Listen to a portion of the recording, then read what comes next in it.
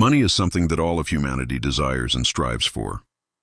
But how can we truly possess it without knowing its history? Here is the history of money.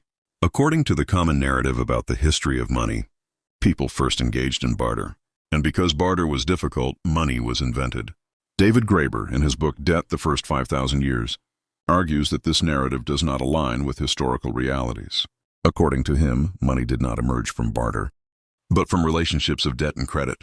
Anthropological research has not found any society in which people conducted their daily lives entirely through barter. On the contrary, in small communities, people knew one another and carried out exchanges through mutual, trust-based debt relationships. A person would take what they needed and give something in return later. In this system, there was no written money, but everyone knew who owed what to whom. In other words, debt existed even before money appeared. According to Graeber, the earliest known forms of money were not coins, but abstract units of account. In Mesopotamia, temples and palaces recorded debts using standard measures such as weights of silver. Most of the time, there was no actual silver involved. Money existed merely as an accounting tool recorded in ledgers. The economy largely relied on credit. Debt is not only an economic concept, but also a moral one. The idea that debts must be paid has been accepted as a powerful principle throughout history. However, Graeber notes that this principle has often been used to legitimize inequality. In ancient societies, people who could not repay their debts could be enslaved or lose their land.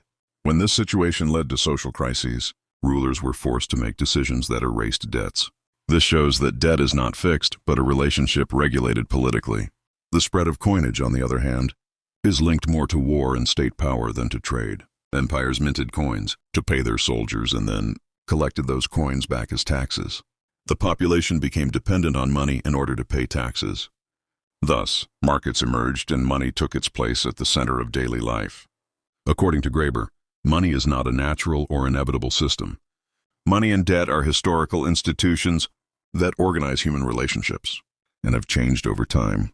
For this reason, the economic system we use today can also be questioned and transformed.